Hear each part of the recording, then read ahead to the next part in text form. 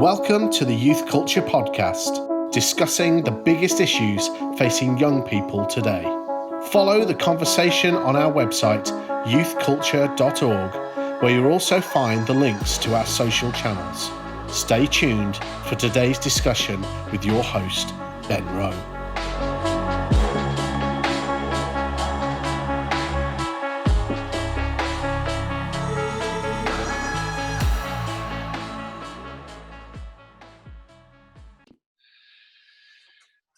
Excellent. Well, welcome and thanks for watching another Youth Culture Conversation. And I'm very, very happy to be joined by Pete Winter. Thank you for joining, mate. Oh, it's great, Ben. Thank you so much for having me. It's great to have the conversation. Always good to connect with you. Indeedy. And so what the aim of Youth Culture, I suppose, what we're trying to do in all these conversations is we exist to have and discuss some of the biggest challenges that young people face today. And we're in quite an epic challenge, not just for young people, but for people all across the world. Just a bit, yeah. One of the reasons I wanted to get you on and to have this conversation was to talk specifically around the subject of leadership. And before we go any further, it'd be great. Why don't you just introduce yourself a little bit for those that don't know who you are, some of the things that you're involved with around leadership and what you're leading at the minute. Yeah, well, thank you. Again, it's a real privilege, and hi to anyone who's watching. So I'm currently on the staff at Holy Trinity Brompton in London. So I'm part of the senior team here, helping to navigate this time and all that's going on, as well as doing all kinds of things here. So I oversee youth and students and kids at HTB, and there are some phenomenal team here who sort of really do a lot of the on-the-ground work. I do bits and pieces here and there, but as part of my role as well, I oversee one of the congregations, which is a sort of got a focus around youth and students. And then we sort of run a festival for the HB network as well, called Focus. And so I oversee Focus Alive, which is basically like all the youth stuff there. So we have loads of teenagers coming from all over the country, a bit like you would at New Day. And so I run Focus Live as well at the moment, although of course we launched it last year. We're about to run our first proper full-on year, and of course, like everybody, we've had to pull it this year, so those challenges. The leadership piece, I'm also director of Leadership College London, which is a ministry based out of Holy Trinity Brompton, which seeks to train and develop leaders for every sphere of society. So it's not just church leadership, it's leadership in business, education, politics, art, and that's been a big passion of mine for many years. So before I came here, I was running a thing called One Life, which I still have connections with, but One Life is all around training young leaders. So we train young leaders all over the UK. So that leadership development piece, really passionate about. And through the Leadership College London, it's opened up doors to do sort of leadership coaching and development in, for want of a better phrase, but sort of more secular contexts. So coaching within businesses or companies or professional sport and things like that. So kind of I dip my toe into a number of these things and make up things as I go, which is that's a flavour. Married to Sarah, I'm sitting in our home right now, as we all are in our homes, and we've got 3 beautiful children who keep us on our toes, particularly with the homeschooling. One of the big challenges right now in this. Oh, it is the juggle of all these things. It's it's a funny time, isn't it? But I mean, one of the things where I wanted to start is probably just don't jump straight into quite a personal question, but rather than going ask anything, whatever you like.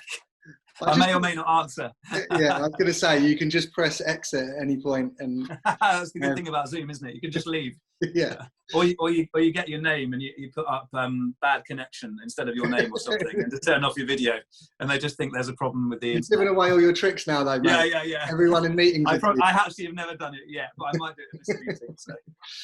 One of the things that I just wanted to start with was, it's not actually that personal, but I think it's a good place to start. As a leader, what is one of the biggest challenges that you're facing right now? So rather than sort of like, in this area that I lead, or in this particular place in church, what about you as a person? So the way that you're wired, you're a visionary leader, you've got your hand in all kinds of different parts of life in terms of leadership. I just want to try and just relate to some of the men and women out there, whether they're in church or outside of church, or just be very frustrated around the lack of being able to push in to leadership. And I just wondered what that's like for you right now, what some of the biggest challenges.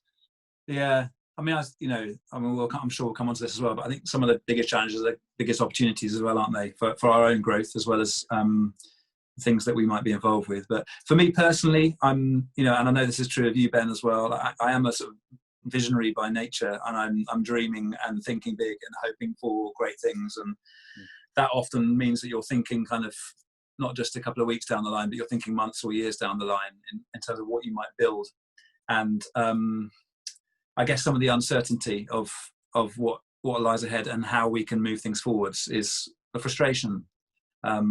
It is frustrating, particularly if I apply it straight away, like I said just now, to Focus Alive. We were, as everybody was with the different festivals, you were way down the line of innovating, planning, praying, and some of that stuff is painful and hard. It's, again, in leadership, it's not all easy, and a lot of stuff is behind the scenes, but some of the things that for me make it really beautiful are the actual, when you deliver, you think, this is why we're doing it, this is amazing. And knowing that a whole load of young people were going to come to Christ, knowing that a whole load of young people were going to have an amazing time, and it was going to be a pivotal moment in their experience so far in life, and thinking, oh, that's just been robbed, and that I find that frustrating. I've come to terms with that, but it is hard. One of the guys who sort of mentors me a bit talks about trying to live within contracting horizons right now, and so it's kind of, that's a discipline I'm learning, and therefore an opportunity I'm growing in, to try and make sure that I can really lead well in what I'm doing and what I can do. But every day is like a month at the moment in terms of what can change and how rapidly things can move. So that contracting horizon is really helpful to something. Okay, I'll leverage all that I can with a view to the future, but knowing that might totally shift again. So the kind of flexibility that's needed. So that's one challenge. And I'm also wired quite relationally. So I've reflected a lot in the last few weeks about the relational nature that I lead in, and that has great advantages and some limitations. And right now, I think I'm sort of pining a bit for the clarity of relationship and the ease. And I'm so thankful for things like this and Zoom and being able to connect on the phone and stuff like that. But there's nothing quite like being in a room full of people and feeling the sense and feeling what's going on. And for me, I find that a challenge. It's hard. I find it harder to feel the sense, to read the soft signals that you get when you walk in a room, and you kind of know whether people are in or not, and you know whether people are for this or not, and you can really read rather than guess. So I found myself having to second guess more, and therefore not always so comfortable with making decisions, particularly when you have to do that quite quickly in a moment of crisis. So that's some of the challenges for me. Yeah, no, that's brilliant. I think one of the things you touched on to start with the grieving, I think for all of us that have been leading things and pushing in and hoping and dreaming for certain things this year, I mean, that's a big part. One of the things I came up against the other week was interesting. So I'm chatting to one of our team, and he says to me, like, he actually had the revelation, and he was saying to me, look, what I've realised is that you sort of grieved in a moment, and then you were off, and you were sort of months down the line, whereas I've realised I'm still right in the grieving. And so even it's not just in terms of leading teams that will be struggling, but whole groups of volunteers, whole groups of teams, staff. I mean, is there anything that you're doing just to manage that? I mean, you've talked also about the relational side. I mean, I don't know about you, but I mean, doing any level of empathy or even confrontation or challenge on Zoom is massively difficult in the way that you might want to just bring a gentle nudge to somebody day to day in the office is very different on Zoom. Yeah, it totally is. Well, I should ask the same question to you, really. Like, how are you doing? How are you coping? Because it is like such, it's slightly uncharted territory, isn't it?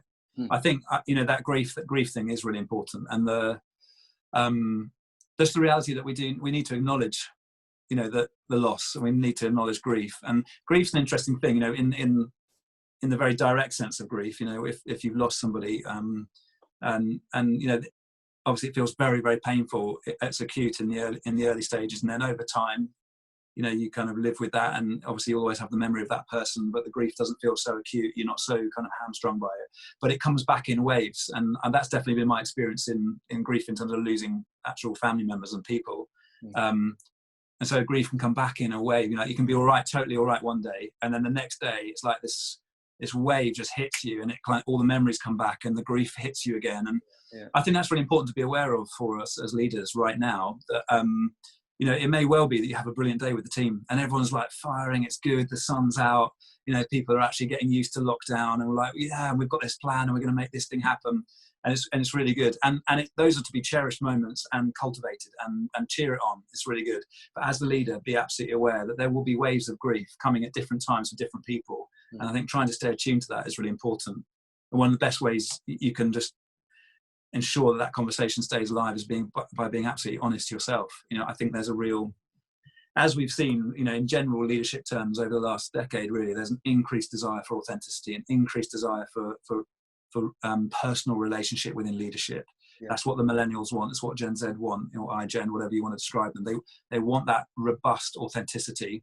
And so I think in our leadership, we need to be really honest and real. And actually, if we're having a bad day, don't just try and cover it up and the old British axiom of stiff upper lip and all that sort of stuff. I mean, it's just we actually need to be real and say, I'm really struggling today. Like, I'm really frustrated. My kids, not doing their homeschool if you've got kids, or and that's a hard thing. Or actually, I'm just really gutted to have lost the summer, and now we've cancelled our holiday. And it's okay to be real about that stuff. And what that does as a leader is it opens opportunity for those that you're leading to say the same thing.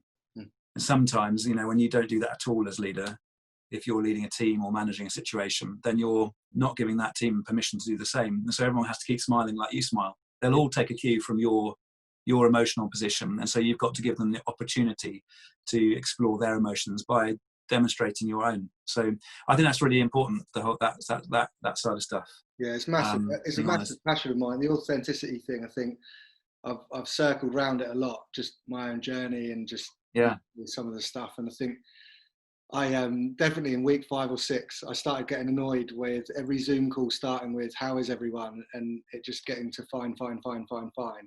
Yeah. And I was like, "Are you not kidding me?" I'm like, "I'm not fine." I had to just let it all out, and it was like, and actually it did. It gave opportunity. Exactly what you're saying. It just gave opportunity for people to say, actually, yeah, it's been a real tricky one this week, or I'm really struggling, with the kids or marriage, or just generally the circumstances being on my own. There's so many different challenges in this. That's one of the things that I'm realizing, that no one's story is the same, but there is a level of challenge that we're all going through. Yeah. Just asking leading questions and really taking time with people, ringing people as well as using Zoom. That's a big one. Yeah, I know. I agree with that. And I think different forms of communication are really important, aren't they? Yeah. So, and I know Zoom and phoning someone might seem the same, but it's very different. And again, in this season, I think our communication just has to go up a level.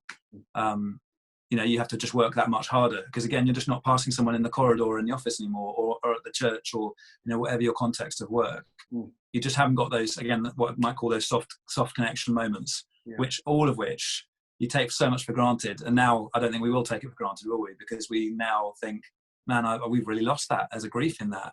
All that kind of increased communications, I think it's really important. What about, before we sort of turn into the opportunities, because I do want us to look on that side of things particularly. Yeah. What about, I mean, I said to you just before we started, I think one of the things personally I'm really struggling with, because I'm a visionary, and even in the conversation I had with my friend, I'm out of the blocks. I'm like, okay, that's all finished. We're done with that. So now where are we going? And what I've found hard, I suppose, is just one, switching off. So my mind's just going down loads of different avenues. What about this? What about that? There's no definitive end. So we can't sort of say we know exactly what the world's going to look like. We don't know when we're going to be out of lockdown. There's so many variables. Yeah. I suppose, are you finding that a struggle yourself? I think you touched a little bit on it, saying that yes, because you're a visionary leader. Is there any sort of helpful, I don't know, hints, tips that you could give us in the sense of just understanding, well, how do we box some of that? How do we start to live in that place rather than just going down loads of rabbit holes? And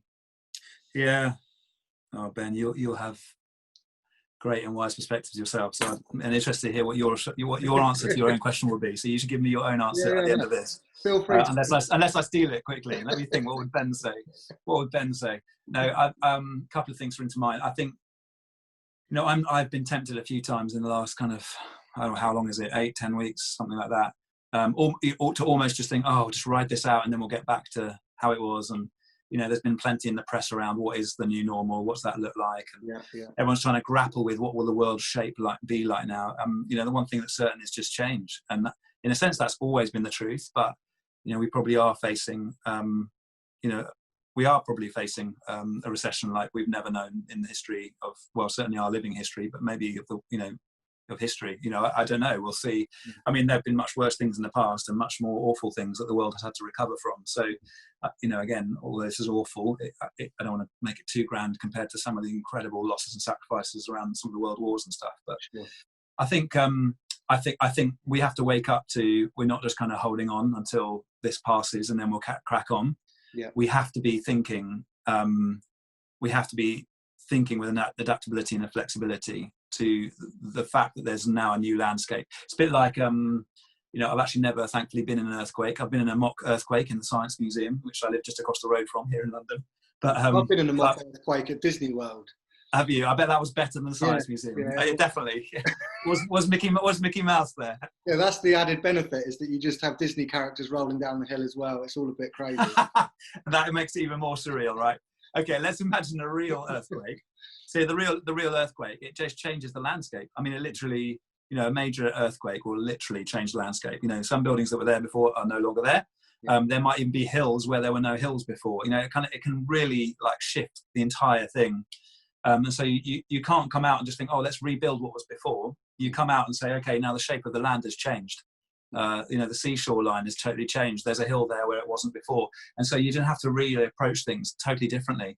And so we need to, partly we need to build enough rest and enough prayer and listening into, okay, Lord, what is the shape of the new land and how do we build in a different way that will look different to all our best laid plans before that we thought were really cool and we couldn't wait to pull them off, but now we have to totally reshape. So there's a bit of that. You have to wake up to that, I think, in this kind of new normal. And then there's this kind of paradox. I don't know if you've come across it. It's called the Stockdale Paradox. It's something that a guy called Jim Collins writes about in a book called Good to Great, which is one of my top kind of leadership books. I really love it, and the ones that came after it that kind of responded to various criticisms in it. But it's a really great book, and one of the things he talks about is the Stockdale Paradox, which, in short, is essentially that there's this military guy called Stockdale who came through a concentration camp in the war and had observed that basically people who were like just the ultra optimists would basically not make it through the concentration camps. So that those that were saying, "Oh, I'll be back to normal by Easter. We're going to be out of here by Easter. Come on, everyone!" And they in a sense they were giving the immediate excitement, the immediate energy to get people through the next few weeks. But when that deadline came and went, they were the ones that then absolutely dived and were totally depleted and didn't feel they could carry on. And so actually that loss of will meant that they had a loss of strength and probably therefore a loss of courage to keep moving forwards, and often were the ones that ended up dying, whether it was starvation or through some other brutal way in the concentration camp. Whereas the observation was those that were had optimism and hope but built strategies for the long term and that weren't hanging on a particular date but were saying, we will get through this, but let's be very real about this situation. So Stockdale was, he was famous for inventing a few things in the concentration camp in order to help people get through, for example, isolation. So there would be a tapping code for people who are in isolation, so that they could be telling them how many days they've been there or how they were feeling. And so they developed secret codes because they thought it's no good just saying we're going to be out by Easter, just hold on everyone. It's actually we've got to build strategies, we've got to build things that are going to help us move through this time, because we don't know how long this will last, but we will keep within that a resolve and a hope to keep going whilst holding the reality. So it's this balance of holding reality alongside hope and having both of those things as you move forwards. And biblically speaking, there are lots of characters in the Bible that have that, and Nehemiah, I think, is one of my heroes in this area. Yeah, where there's a reality of what's going on, but also a hope of what can be, and it's keeping those both in good measure, and not just being the leader that canters off with great optimism and tells everyone that it's going to be fine, but recognizes we have hope, and here are some strategies for now. We don't know all the answers, but we are going in that direction, and that's if you want to study of that biblically, look at Nehemiah, and he does it masterfully. And actually, going back to the grief thing, he does that beautifully as well.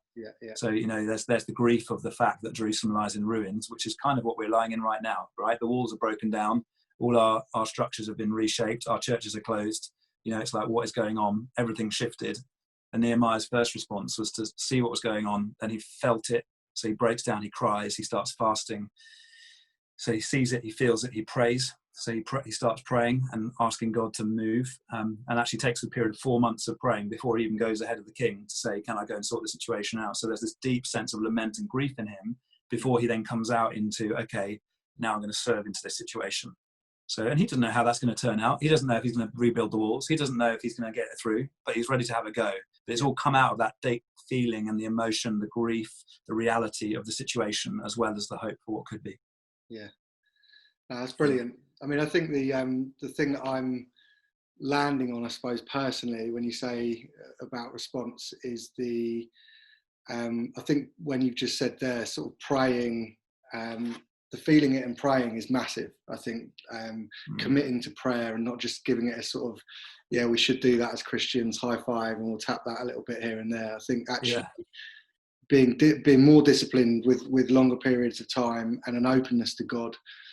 I think for me, like as a leader, one of the things that I'm doing out the back of that is asking the question, what are our immovables? So whatever it is, whether it's church, whether it's New Day, youth culture, whatever I'm involved with, I suppose starting to try and think, whatever the land looks like, what would we not let go of? What are some of the things that we will not be moved on? So obviously some of that will be values, theology, things like that. But there's other parts of that, more subtle things that I think is really important. And then the other biggie for me is the redeployment of just resource. It's just like, okay, we've got a finite amount of resource. What's the mission? What are we really engaged with? What is the number one thing that we must get done? Which sounds like an obvious question, but I don't think every organisation would have that nailed. And therefore, with the resource that we've got, how are we going to achieve it in the now? And I do mean in the now. So I mean like in the next 3 to 6 months, opposed to the next 3 to 6 years, and trying to come up with, I suppose there's multiple plans that are starting to form behind the scenes. And being ready, like you're saying, I suppose being ready to strike when the opportunity rises. What about, I mean, let's that's good. I like that. Right now, in the now, let's talk about some of the opportunities then, because I mean, I think what we can't do, and I don't think anyone would want to do this, whilst we're having to sort of pause on some of the bigger scale plans in terms of, okay, we need to see where things go. But at the same time, there are opportunities that we need to be working into, and for just maximum impact for the kingdom, just for the reach of the gospel, for everything that God's doing. I think whilst we were talking earlier about grieving, and I think there is that, I'm encouraging people, even with New Day, how sad it is. I don't want to jump online, in August and just say, well, this is when we would have been meeting, and let's, all lament. God is sovereign. God is in control. I'm not saying that he is causing suffering, but I think that there is something that is going on in the world right now that we need to be pushing further into the nature of God and just really understanding what he is doing. Yeah. What are some of the, straight away, what are some of the things that you're thinking, well, in this moment, we need to be grabbing hold of these opportunities?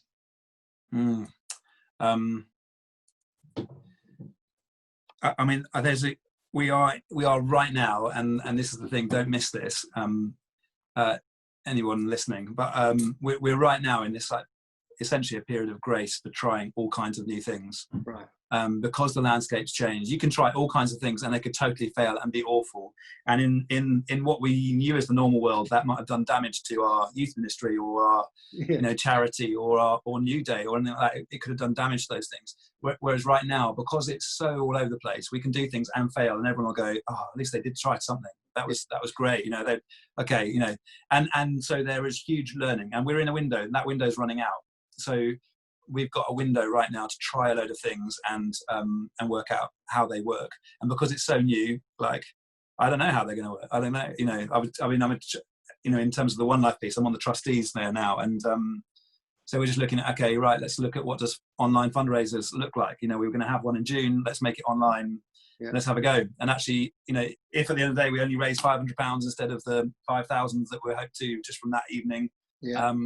Then obviously there's a challenge for that for us just financially, but equally it's like, well, at least we've tried something, we've learned something, we've innovated, and most people are not going to go away. Even some people, when you think about fundraising, which I'm sure some of the guys who are listening to this would have to do, you sort of slightly worry. You don't want to upset the people that give, or you don't want to look bad. Otherwise they might stop giving because they think, oh, these guys don't know what they're doing. But I think even in that fundraising space, people are looking, going, well, this is interesting and it's a way of trying to do something. Didn't work for me, but well done. So you've got this grace period. So there's opportunity there where we can make mistakes. So go for that. Don't miss making mistakes.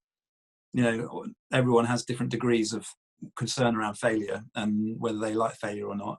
Now is the moment to embrace every moment to fail, because you might just stumble across a few really innovative and exciting things. And I think that's what, I'm hearing stories more and more of people who are stumbling across something that really works. It's like, wow, that's really amazing.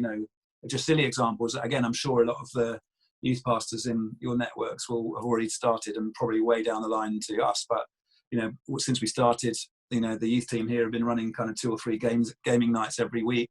Yeah. And there's a reach there to a whole kind of group of young people that would never have ever even come through the doors of the church. And before that, we never had the time or the thinking to do it.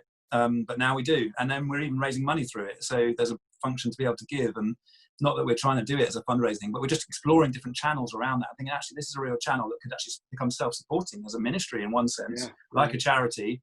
But it's basically drawing together, and then we ended up having again, these are probably not new to lots of people, but, we had a football match between 2 of the network churches in HTB, and, like 300 people turn up to watch the football match all online from their homes. And you think, oh, there's something here. There's something, perhaps we should be doing like a HTB network Premier League or something. And all those things open up lots of conversations, and then we can try and play with them.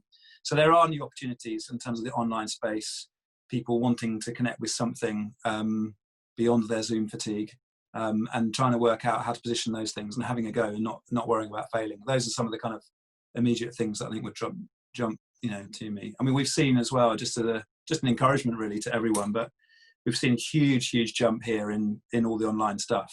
The marriage courses, I couldn't recommend them more highly to anyone out there who's married or thinking about marriage, and you go on the pre-marriage course, whether you're engaged or not. And they're all online now. And, we would normally, in a term, we run that every term here at the church, and we would normally have between 80 and 120 couples doing the marriage course each term, which is awesome. That's like 160 to 240 people, usually about half of which have no connection to the church at all. So we see it as a real missional opportunity. And that this term, there are nearly 6,000 couples on the marriage course. Wow. Which is, I'm not even going to try and do the maths to multiply that, right? I'm not going to try and do that. Don't look at me. It's just got, come on, Ben, tell me the answer. It's gone viral. Wow. Partly because it started well, this new film series, it got some momentum. Then a journalist happened to be doing it who wrote an article in the Telegraph, and then lots of people in the Telegraph thought, well, we'll do that. And so every week, there's all these married couples who are in lockdown. For some, that's a really strange time. They're actually able to do a 6-week marriage course, which is blessing their marriages, introducing them to biblical values, and inviting them to Alpha in the process. And some of them will transfer over. So again, Alpha this term is, we would normally in the summer term, we might have somewhere between 600 and 800 guests on our Alpha course. This term so far, there are 1,600 guests. And we're launching a new Alpha every week now because of the opportunities that being online offers, and doing it more through film and instruction videos and all that stuff. So suddenly we're thinking, well, I don't think we'll ever turn away from this, because it's great to strike while the iron hot. Why wait till next term to do Alpha? If you've had a great conversation with a mate, then hey, do you want to start this on Wednesday? And they can, and it's just amazing. So all those kind of opportunities are extraordinary, and I think multiply that across all the wonderful things that are going across in all our churches. It doesn't matter about the numbers, in terms of the bigness of it, but I think there's a multiplication possibility going on here. Yeah. And I've no doubt that God's doing something to move us into the digital age. Yeah. It's a little bit like when the printing press came in, and sort of, one of the things was, we could print loads of Bibles and send them all over the world, and suddenly people have access, and that's going to cause a Reformation and all of that sort of stuff. Now is the moment in history where churches are forced into the digital world. And that is the new space, and that is the space which all the teenagers that we're going to be working with and that we love and we're passionate about passing the gospel into their hands. If we are not upskilled then in that digital space, then we're going to miss passing it into their hands, because that is the primary mode of communication in this generation. Yeah. And so this is like God's gift to the church. Yes, there are huge challenges. Yes, there's been great losses. Yes, there is important grief to engage with. And yes, this is God's gift to the church to force it into the digital space to really work it out. That's so good. And I think I've had numbers of conversations where I suppose that question is being asked, is it that? And I think the more people I'm talking to, I suppose, that are are pushing in, and particularly I suppose around working with young people is massive, right? Because we've been watching this gulf that's just been getting bigger and bigger and bigger between generations, and thinking, how on earth is this thing going to come closer together? How are we going to get different generations engaging? Who's going to emerge, and how's that going to work? And all of a sudden, I mean, you go on to Zoom calls in churches, and it's every generation is represented. People are forced into learning how to use technology and jumping into the digital world, and it's amazing to think where it's all going to go. I mean, there's so many questions I've got when it comes to the local church. So many questions I've got. Well, how do you go from here to here? Yeah. But wherever people are at on that spectrum, I suppose what we're saying, in one sense, I'd just be completely getting behind what you've said, is look at the potential. So yes, there's a load of stuff we've got to work out, and that's fine. But let's look at the potential in terms of the numbers of people. These aren't just statistics. When we look at the bottom of a YouTube, how many people have watched an online service? Not just a random figure. These represent households of people hearing the gospel maybe for the first time. And it's a great problem to have. Well, how do we transfer that into fellowship and into local context? And that will be one of the big questions, won't it, to kind of like to really navigate as and when we do move more into a physical world again. That will be a fascinating, what will be the fruit of what's going on. And I don't know, I don't think anyone can categorically say this is the answer to that question. We are going to have to be on our toes and ready for it. In which case, again, from a leadership point of view, we need to be ready to be on our toes.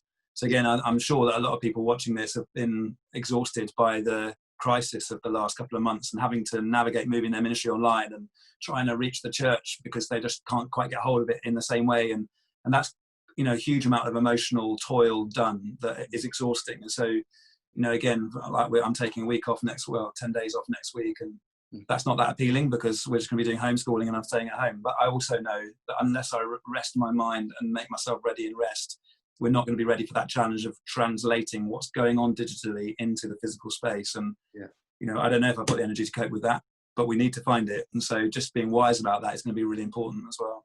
What, quick question for you, Ben, sorry to interrupt, but I'm sure everyone wants to hear this as well.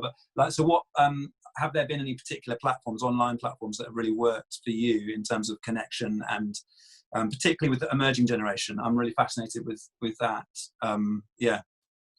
Yeah, I mean, personally, it's more what I'm hearing on the ground. I mean, in terms of the platforms, I think there's a lot of experimenting going on. So even, is it House Party or whatever it's called, one of the apps? So things like that. I mean, there's just loads of fun going on.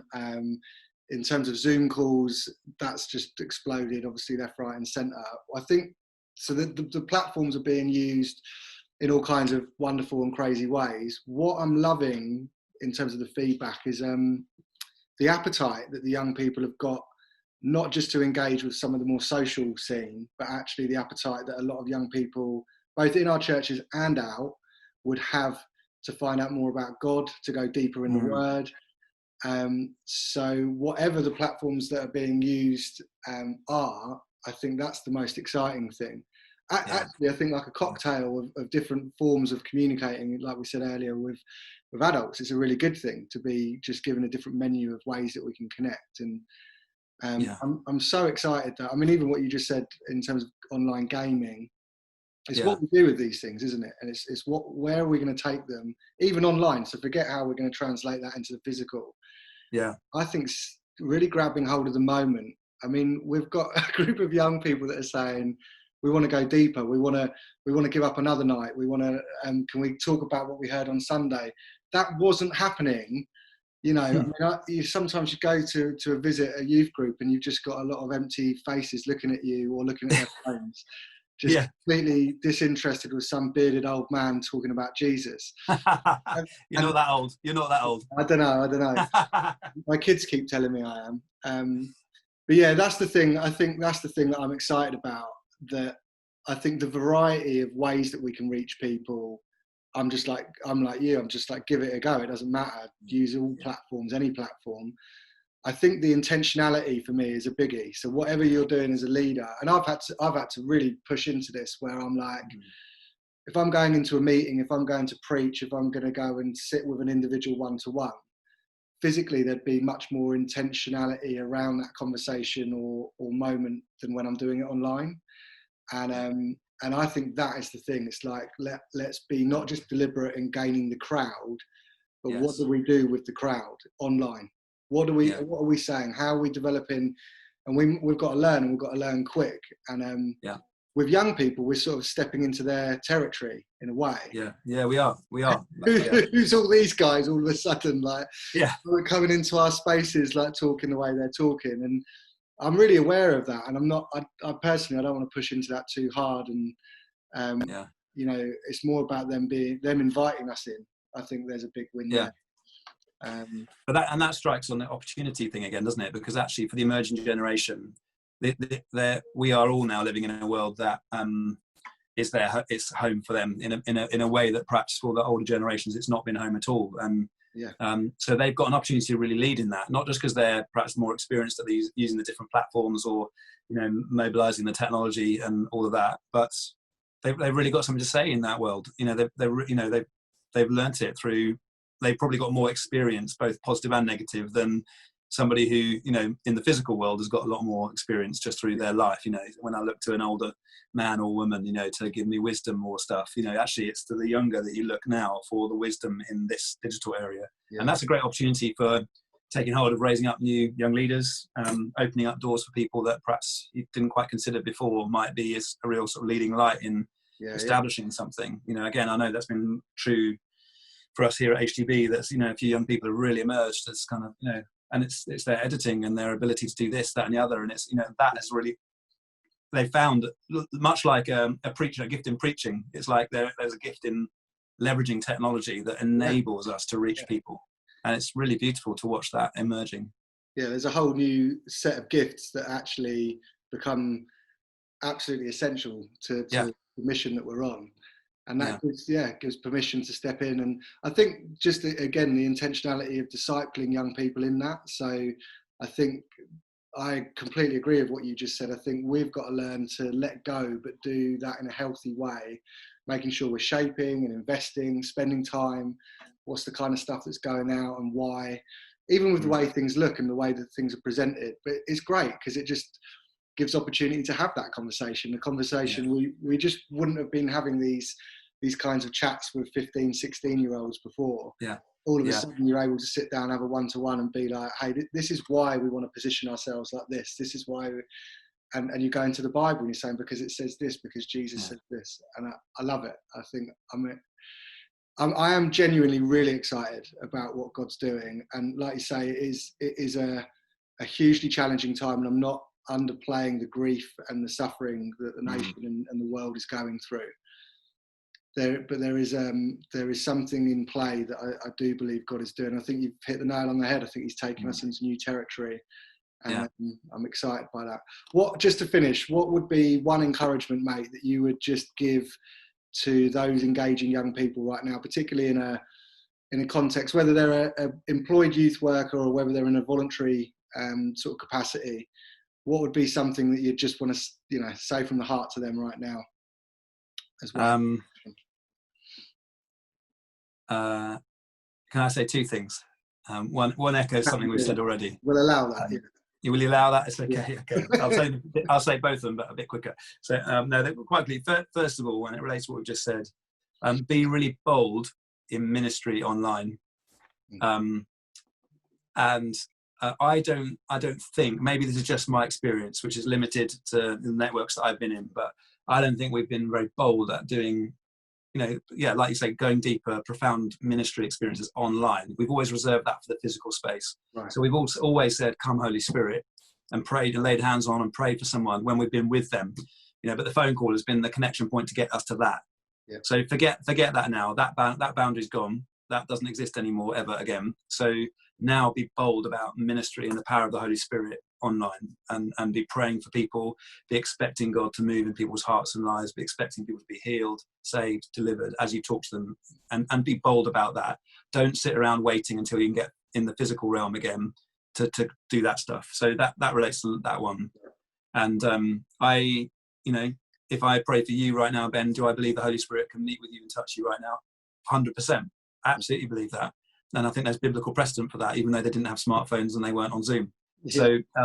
So yes, so let's be in full belief and full expectation, and people grow. And then perhaps more related, secondly, to us personally, it's just would go right back to the beginning of our conversation where we talked about, needing to pray. And I would encourage everybody, and I'm trying to encourage myself and the networks I'm involved with to really dig deep into prayer right now. One of the phrases I've been using is this is not as much an interruption as it is an invitation. And I think God is inviting us to go deeper into him, and the simplicity of life that he's afforded us, which for some is frustrating, but literally, he has done what Jesus says in Matthew 6, go home behind your doors, close your doors. Now the next step is, and now pray to your Father in heaven, and what you do in secret, he will see and he will reward.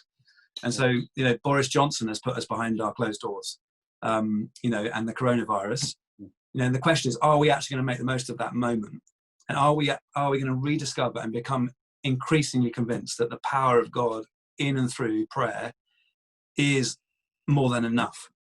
Or do we still think our programs are enough and we just need to get back into doing all our programs again and then we'll be all right? Because I think I've always thought that's a load of rubbish. And again, all the revival history knows, you'll know all the revival history shows it's kind of a new wave, a new move of prayer will provoke, well, not always, it's not just like some maths formula, but you always see that at the emergence of revival. And so there is an invitation for each and every one of us in this interruption to get deep into on our knees, to seek God, and to be absolutely committed to not coming out of lockdown the same person that we were when we went in. Not coming out having just kind of breathing a deep sigh of relief, thank goodness that's over, but coming out going, wow, I tucked away with God, and there is new revelation, there is profound understanding, there is greater wisdom, and I am far more equipped now to lead the generation in the great and good news of the gospel and the power of the kingdom of God as it breaks out in our towns and cities. So dig in now, don't miss the opportunity. The opportunity's coming to an end, and maybe by the time you see this film, it's come to an end, and the world is back in its full pace and motion again. That will take some time. So, use this time now to reassess, to rewrite your rhythms and respond to that invitation to really get on your knees. Brilliant. Mate, I've loved it. I've loved chatting like this. And always a pleasure. It's great. It really is. And just thank you for all you're doing and all that you're leading. It's privilege to look on, but also it's just a blessing to learn from what you are doing, and just your heart for God. It's contagious, mate. It's quality. So thank you. Thank you. Likewise. Real privilege. Bless you, mate. And hopefully see you physically soon. Yeah, hopefully. Maybe.